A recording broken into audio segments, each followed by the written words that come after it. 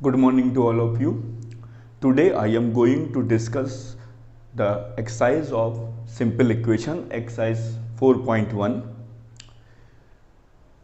Exercise को पढ़ाने से पहले मैं आपको एक गेम के बारे में बताता हूँ।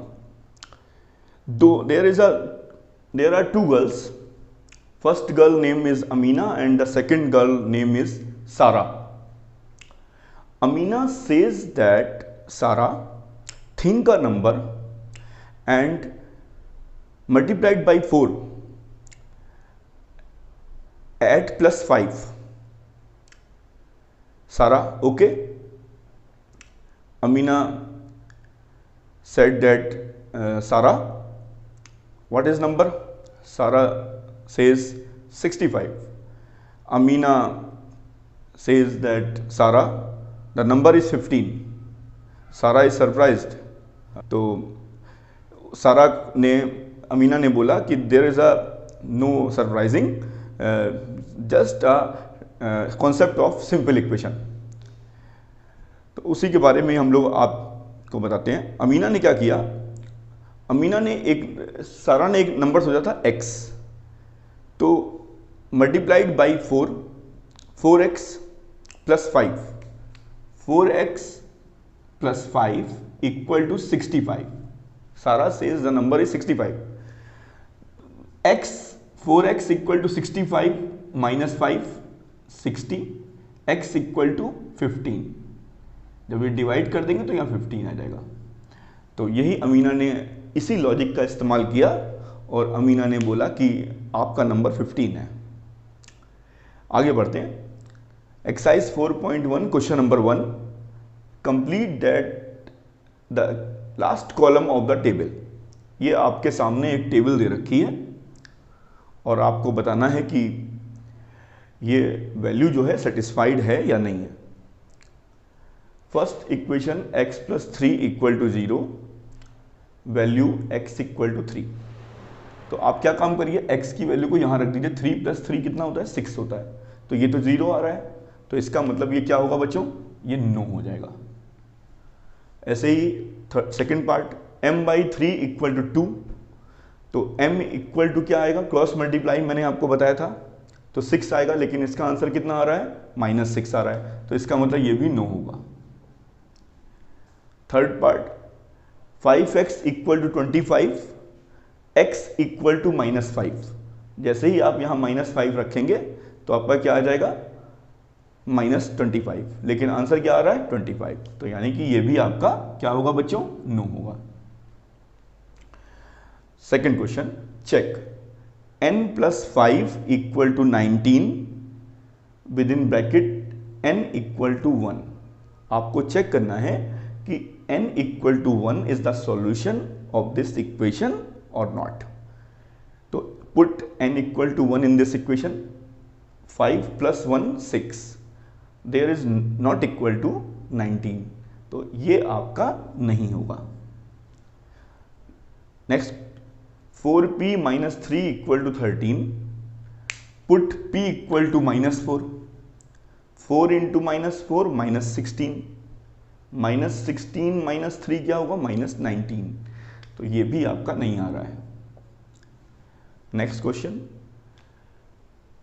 n इक्वल टू 2, 7 2 जा 14, 14 प्लस 15 29 होता है, तो ये भी आपका नहीं आ रहा है। अगर यहां पर होता बच्चों 9, यहां पर होता 7 प्लस 5 होता, अगर मान लीजिए कुछ ऐसा होता 7n प्लस 5 इक्वल टू 19, तो 7 2 जा 14 प्लस 5 19, तब ये सही होता आंसर।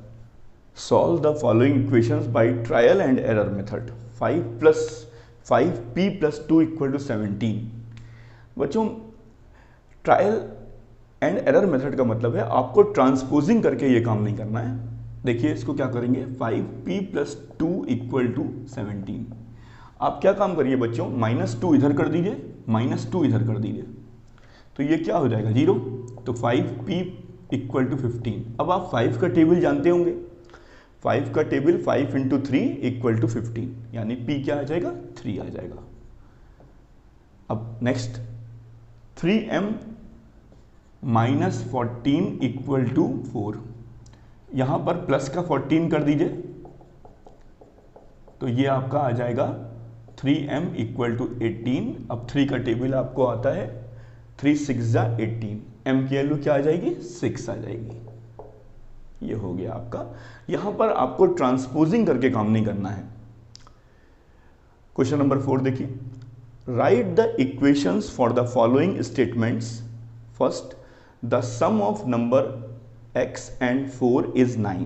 तो इसको बच्चों हम लोग क्या लिख सकते हैं, x प्लस 4 इक्वल टू 9 हो गया। 2 सब्ट्रैक्टेड फ्रॉम y, y में से 2 को माइनस कर देते हैं तो कितना आता है 8 हो गया। The number b divided by 5, एक b है उसको 5 से डिवाइड कर देते हैं तो कितना आता है 6। If you take away 6 from 6 times y, you get 60। This is the equation. आपसे केवल पूछा गया है कि आपको इक्वेशन को लिखना है। अगर आपको सॉल्व करना है तो आप आराम से कर लेंगे solve. x equal to 9 minus 4 5 हो जाएगा, b इक्वल टू 5 इंटू 6 30 हो जाएगा। यहाँ पर इस 6 को इधर लेके आएंगे 66, तो y की वैल्यू 11 आ जाएगी। 5 right the following equations in statement form. अब की बार बच्चों उल्टा काम करना है। अब की बार आपको इक्वेशन दे रखा है और आपको लिखना है इसके बारे में, तो लिख देते हैं। यहाँ 7 3 times of the number to get 1, to get the result 1। यहाँ पर subtract 2 from 1/5 of the number m to get the result 6। ये आपको एक स्टेटमेंट लिखना है, जैसे आपने यहां लिखा यहां स्टेटमेंट लिखना है आपको।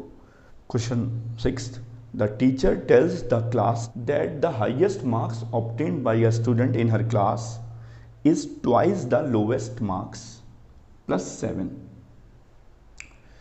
वो ये कह रहा है, इसका answer let the lowest marks. आपकी बुक में आपको सिंबल्स दे रखे हैं तो आप कोई भी सिंबल ले सकते हैं, इसीलिए मैंने वो लिखा नहीं है। आप कोई भी सिंबल ले सकते हैं।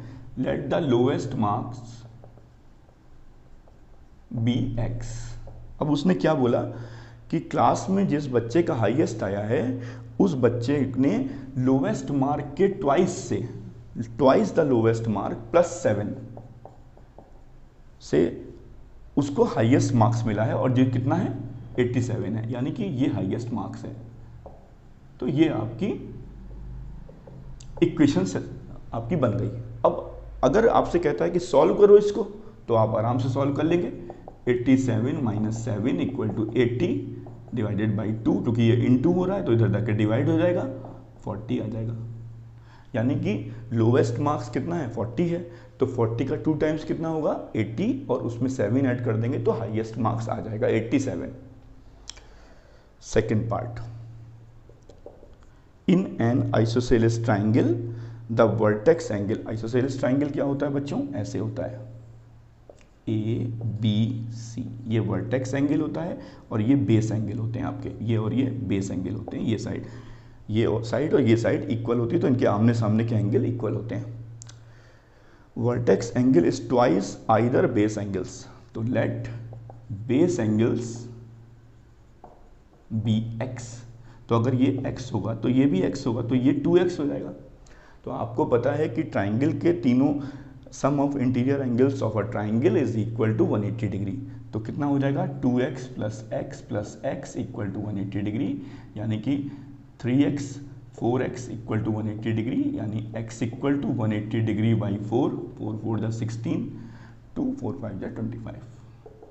तो 45 45 और 90 ये आपका इसका आंसर होगा। थर्ड देखते हैं, Irfan says that he has 7 marbles. Irfan कहता है कि वह 7 मार्बल्स ज़्यादा रखता है 5 टाइम्स द मार्बल परमिट। तो हम लोग क्या करते हैं, let the Parmit has number of marbles be x। Parmit के पास x मार्बल हैं, तो वो कह रहा है कि इरफान के पास कितने हो जाएंगे Irfan having number of marbles equal to, Parmit के पास जितने मार्बल हैं उसके 5 टाइम्स से 7 मार्बल ज़्यादा हैं। अब ये किसके इक्वल है? 37 के इक्वल है। तो 5x + 7 इक्वल टू 37, तो 5x इक्वल टू 37 - 7 30, और जब आप 5 से डिवाइड कर देंगे तो आपका कितना आ जाएगा? 6 आ जाएगा। यानी कि परमित के पास 6 मार्बल्स हैं। तो इरफान के पास कितने हुए?